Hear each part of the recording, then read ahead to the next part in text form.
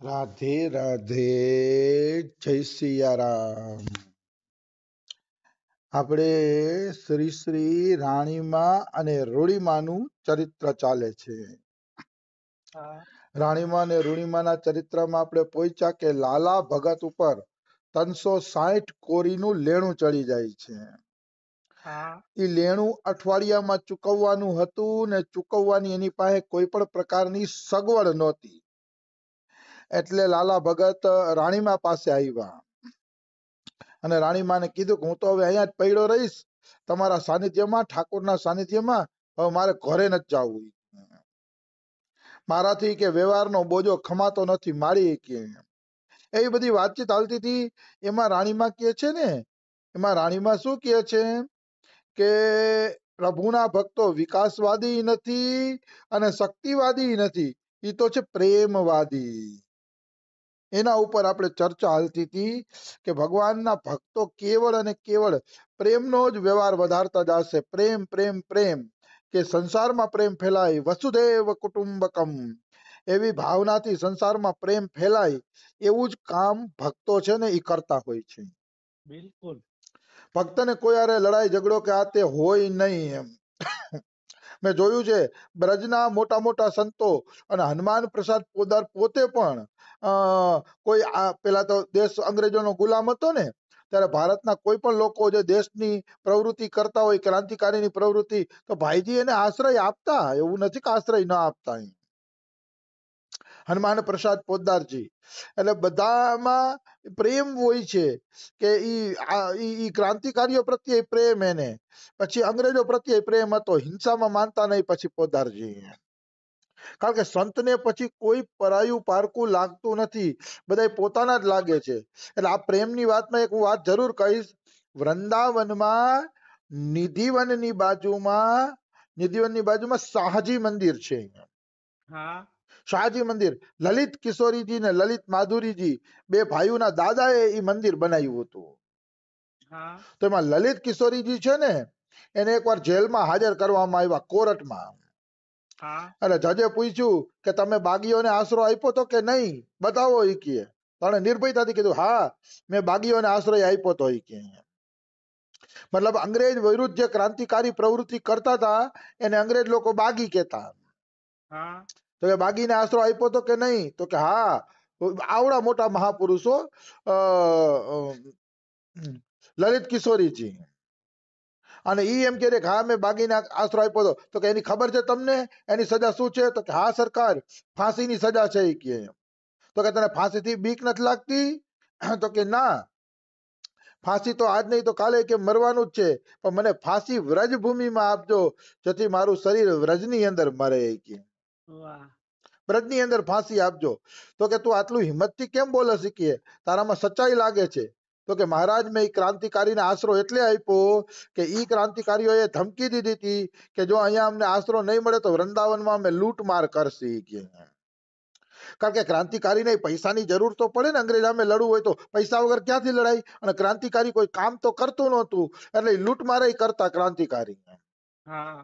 તો કે અમે લૂંટમાર કરશી. તો કે મહારાજ મારા કાનુડાના વૃંદાવનમાં લૂંટમાર ન થાય ને એટલે મેં બાગીઓને આશ્રય આપ્યો છે. કે બાકી મારે બીજો કોઈ સ્વાર્થ નથી, મને તો તમારામાંય પ્રેમ છે ને એમાંય પ્રેમ છે, મારા માટે કોઈ દુશ્મન નથી, પણ મારા વૃંદાવન સુરક્ષિત રહે ને એટલે મેં બાગીઓને આશ્રય આપ્યો છે. તો જજ ઉપર એટલી અસર પડી, જજે એને નિર્દોષ જાતો કરી દીધા લલિત કિશોરીજીને. જાઓ તમે નિર્દોષ છો, કે તમે હારા માટે જ આશરો આપ્યો છે, કોઈ તમારી બીજી ભાવના નથી. કહેવાનો અર્થ છે ભક્તોની અંદર પ્રેમ હોય, એને ક્રાંતિકારી પ્રત્યે બધા. અને દેશના શાસન જે કરતા હતા ને, ઉલટું શાસન કરતા હતા ને, તો સંતોએ કોઈ વિરોધ નથી કર્યો, કારણ કે સંતોનું હૃદય જ ન હોય કે કોઈનો વિરોધ કરી શકે. એના હૃદયમાં વસુદેવ કુટુંબકમ, આખું સંસાર પોતાનું જ કુટુંબ છે. હું તો આ અનુભવ કરીને બોલું છું, મને તો આવું જ લાગે છે ને આ જ સિદ્ધાંત તો મને ગમે છે. અદ્વેષ્ટા સર્વભૂતાના, બાકી સંસારમાં જે હાલતું હોય મારે કઈ એનાથી મતલબ નથી, પણ મને તો આવું ગમે છે એટલે હું એની વાતો કરું છું. હનુમાન પ્રસાદ પોદાર છે ને, એ પેલા ક્રાંતિકારી હતા. તો ક્રાંતિકારી હતા ને, તો ક્રાંતિકારીને મેં કીધું ને ધન તો જોઈ ને, ધન વગર કેવી રીતે ક્રાંતિકારીની પ્રવૃત્તિ હાલે? અને ક્રાંતિકારી કઈ કમાવા તો જાતા નહીં. હા અને પછી એકવાર એક ઘરમાં લૂંટપાટ કરવા ગયા ક્રાંતિકારી, એમાં હનુમાન પ્રસાદ પોદાર પણ ગયા હતા એમ. તો એક બેનના ઘરેણા ઉતારતા હતા ક્રાંતિકારી કે લાવો આ ઘરેણા આપી દો એટલે અમે દેશ સેવામાં લગાડી દઈએ, કે દેશ સેવા કરવી જોઈએ કે ઘરેણા પહેરીને બેઠા છો તમે કે એમ. તો એ હા કન્યા શું કહેતી હતી, આ ઘરેણા મારા પતિના છે કે આ તમે નો લઈ જાવ નકર મારો પતિ મને કાઢી મૂકશે કે મારું ઘર ભાંગી જશે. રોતા હતા. એ રોવાનું જોઈને પોદારજીને એમ થયું કે ભલે ક્રાંતિકારી બનવું સારું છે તો દેશ સેવા, પણ આમ કોઈના લોહી ચૂસીને દેશ સેવા આપણે કરવી નથી. ત્યારથી હનુમાન પ્રસાદ પોદારે ક્રાંતિકારીનો રસ્તો છોડી દીધો. હા એના જીવન ચરિત્રમાં ચોખ્ખું લખેલું છે, કોઈ પણ વાંચી શકે છે. અને હું પોદારજીના મતનો છું. ભલે ક્રાંતિકારીની પ્રવૃત્તિ સારી જ હતી, એમાં કઈ ઓલું નથી, પણ આ બધું ધન લૂંટીને કન્યાઓના ઘરેણા લૂંટીને પછી દેશની સેવા કરીને મારું સંત હૃદય આ માનતું નથી. હા હું એને ખોટા નથી કહેતો, એને જે કર્યું એની જગ્યાએ બરોબર કર્યું.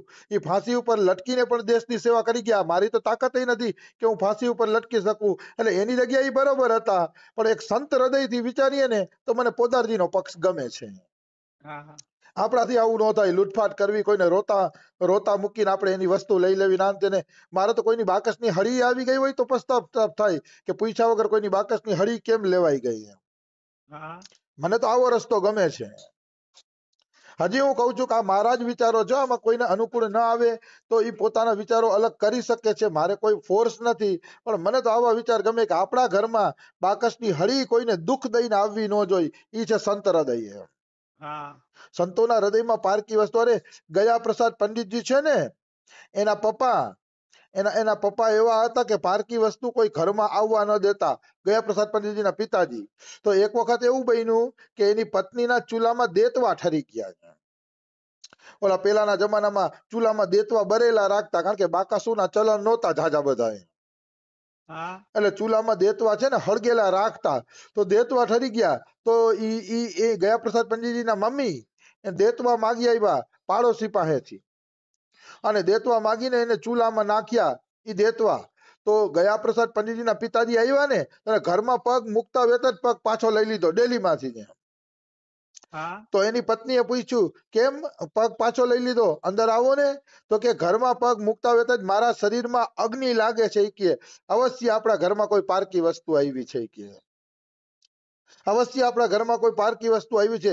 પગ મૂકતા વેત જ કે મારા શરીરની અંદર બળતરા થાય છે. તો કે ના ના, હું તો કોઈ પારકી વસ્તુ નથી આવી. તો કે વિચાર કરી લે કે એની પત્નીને કે છે, કારણ કે હું ખોટો ન હોઉં, પગ મૂકતા વેત જ મને બળતરા થાય છે કે. હા ત્યારે એને કીધું કે હા હું પડોશી પાસેથી આ દેતવા લઈ આવી છું. પછી એને વૈધા કે આજ પછી ધ્યાન રાખજે કે દેતવા ઠરી ન જાય, કે કોઈ પારકી વસ્તુ આપણા ઘરમાં આવવી જોઈએ નહીં. હા તો એનું કેટલું બધું જીવન પવિત્ર હશે કે ઘરમાં પગ મૂકતા વેત જ એને ખબર પડી ગઈ કે ઘરમાં પારકી વસ્તુ આવી છે. હા મને તો આવું જીવન ગમે અને આવા જીવનની ચર્ચા કરવી ગમે. ભલે મારું જીવન આવું બન્યું નથી, પણ મોઢેથી આવી ચર્ચા કરું ને ત્યારે મન પ્રસન્ન થાય. હા આપણે તો આ પક્ષના માણસ છીએ. લૂંટી ફાટીને લઈ લેવું ના તેને બધી બેકાર વાતો છે. આપણું ઈ કામ નહીં. આપણે તો ગયા પ્રસાદ પંડિતજીના પિતાજીનો આદર્શ ગમે. ભજન થવું જોઈએ. ભગવાન નો મળ્યા તો બધું બેકાર છે. આવી વસ્તુ છે. તો ભક્ત છે ને વિકાસવાદી નથી ને શક્તિવાદી નથી. ભક્ત તો પ્રેમવાદી હોય છે કે સંસારમાં પ્રેમ કેવી રીતે ફેલાય અને બધા હળી મળીને હંપીને ભજન કેમ કરે અને આગળ કેમ વધે. આ જ સંતોનું લક્ષણ હોય છે. હા આ જ અસલી સંતોનું લક્ષણ છે. તેઓ તો સેવા અને સ્નેહના સૂત્રમાં આખા વિશ્વને બાંધવા માંગે છે. ભક્ત પોતાની સેવા દ્વારા અને સ્નેહ દ્વારા આખા વિશ્વને એક સૂત્રતાની અંદર બાંધવા માંગે છે. ઈ છે ભક્તોના લક્ષણ. ભક્તો પોતાની પ્રેમની દોરી એટલી મોટી કરવા માંગે છે કે પ્રેમની દોરીમાં આખું વિશ્વ બંધાઈ જાય. આવું શું કામ હોય છે? ભક્તોની દ્રષ્ટિ આવી શું કામ હોય છે? તો કે તે સૃષ્ટિમાં પ્રભુ દર્શન કરતા હોય છે. એને આખી સૃષ્ટિમાં પ્રભુના જ દર્શન થતા હોય છે. અને દયા, દાન અને દમ એને જ પ્રગતિનું લક્ષણ માને છે. હા દયા, દાન અને દમ. હવે આ દયા, દાન અને દમ ઉપર મેં કાલે તમને ટૂંકમાં સમજાવ્યું હતું, પણ વિસ્તારથી આપણે વાત કરીએ તો દેવતાઓ, દૈત્યો અને મનુષ્યો આ ત્રણેયને એવું લાગ્યું કે ભાઈ આપણા જીવનમાં શાંતિ નથી, આપણા જીવનમાં કઈક ખોટ રહી જાય છે, હા આપણા જીવનમાં કઈક કમી રહી જાય છે, તો આ કમી કઈ રીતે પૂરી કરવી. દેવતાઓને શાંતિ નહોતી, મનુષ્યોને નહોતી ને દાનવોને નહોતી, ત્રણમાંથી એકેયને શાંતિ નહોતી. એટલે એ લોકોએ નક્કી કર્યું કે ભાઈ આપણે આ ખોટ કઈ રીતે પૂરી કરવી. તો ત્રણેય જણા કે હાલો આપણે બ્રહ્માજી પાસે જાય, આપણા બધાનો બાપ તો બ્રહ્માજી જ છે એ કે ઉત્પત્તિ તો બધી બ્રહ્માજીએ જ કરી છે, તો કે બ્રહ્માજી પાસે જઈ અને પૂછીએ કે અમને શાંતિ થાય એવું કઈક કરો એમ. હા તો ત્રણેય લોકો ગયા બ્રહ્માજી પાસે અને બ્રહ્માજી પાસે જઈને કીધું કે અમને શાંતિ મળતી નથી, કે અમને શાંતિ મળે એવું કઈક કરો એમ. હવે બ્રહ્માજી જાણતા હતા કે ત્રણેયની અંદર કમજોરી શું છે. બ્રહ્માજી તો જાણતા હોય ને, કારણ કે બ્રહ્માજી બધાના બાપ છે. હા આ ચરાચર જગતના પિતા બ્રહ્માજી છે, કારણ કે ઉત્પન્ન બ્રહ્માજીએ કર્યું છે. ભલે ઓમ તો ચરાચર જગતના પિતા ભગવાન જ છે, પણ ભૌતિક દ્રષ્ટિએ જોઈ જેમ આપણા પિતાજી આપણે ઉત્પન્ન કર્યા એમ અત્યારે આપણે ઉત્પન્ન કરવાવાળા બ્રહ્માજી છે. હા એટલે ચરાચરના પિતા બ્રહ્માજી પણ થાય તે પિતામહ બ્રહ્માજી કહેવાય છે. એટલે બ્રહ્માજીને ખબર પડી ગઈ કે મારા દીકરાઓમાં શું કમી છે ને શું, તો લાગે ઉપદેશ આપો અમને કે અમને કઈક શાંતિ મળે. તો ત્રણેય જણાને બ્રહ્માજીએ શું કીધું, દ દ લ્યો આ ઉપદેશ મારો. ત્રણેયને દડાનો દ કીધો. હા દ દ દ તો ઓલા દેવતાઓ અને દાનવોની ચક્કરમાં પડી ગયા. એ ઉપદેશ એક જ શબ્દમાં આપ્યો અને ત્રણેયને દડાનો દ દ દ દ, તો કે આ કઈ ઉપદેશ કહેવાય, આમાં કઈ ખબર પડી નહીં. આ વાર્તા વેદોમાં આવે છે, એવું નથી કે આ વાર્તા કાલ્પનિક છે. હા આ વેદ કથા છે, વેદોમાં આ કથા આવે છે. તો દ દ દ કીધું, ઓલા સમજ્યા નહીં. એટલે કે હે પિતામહ બ્રહ્માજી, અમે તમારો ઉપદેશ સમજી નો હઈકા, અમને ત્રણેયને દડાનો દ આપી દીધો તમે, આ દ નો અર્થ શું હે. હા ત્યારે અસુરોને, દૈત્યોને કીધું કે તમારા માટે દ એટલે દયા, કારણ કે તમે બીજા ઉપર જુલમ કરો છો ને, દયા નથી કરતા ને એટલે તમને શાંતિ નથી મળતી, એટલે શાંતિ જોતી હોય તો તમે દયા કરજો ઈ કે. હા દયા કરશો તો તમને શાંતિ મળશે એમ. એટલે એને દયાનું આપ્યું, બરોબર. પછી મનુષ્ય છે ને એને દડાનો એટલે એને કીધું તમે દાન કરજો, કારણ કે મનુષ્યની પ્રકૃતિ લોભી હોય, ભેગું કરી લઉં ભેગું કરી લઉં ભેગું કરી લઉં, અને એના કારણે પછી એને અશાંતિ વધે. હા અશાંતિ વધે એટલે એને કીધું તમે દાન કરજો તો તમને શાંતિ મળશે. અને દેવતાઓ છે ને એ ભોગી હોય, પુણ્યના ફળ ભોગવતા હોય. હા પુણ્યના ફળ ભોગવે ને એટલે ભોગી બહુ હોય દેવતાઓ. એટલે એને કીધું કે તમે છે ને દમ એટલે ઇન્દ્રિયોનું દમન કરજો ઈ કે, ત્યારે તમને શાંતિ મળશે. દયા, દાન અને દમ ત્રણેયને એક એક શબ્દમાં જ ઉપદેશ આપી દીધો. વાહ અને હું તો એમ માનું છું કે અત્યારે મનુષ્યની અંદર દયા વહી ગઈ છે ને દમ, ઇન્દ્રિયોનો દમ વયો ગયો છે અને દાન વહી ગયું છે. હું તો એમ કહું છું કે આ દયા, દાન અને દમ અત્યારના લોકોને ત્રણેયની જરૂર છે. હા આ તો બ્રહ્માજીએ સતયુગમાં ત્રણેય જણાને એક એક અક્ષરનો ઉપદેશ આપ્યો, પણ અત્યારે કલયુગનો માણસ દાનવ જેવો બનતો જાય છે. ઇન્દ્રિયોનું દમન તો છે જ નહીં, બારે ખાણીપીણી કરવી અને મોજ મજા કરવી, ઇન્દ્રિયોનું દમન જ નહીં એમ.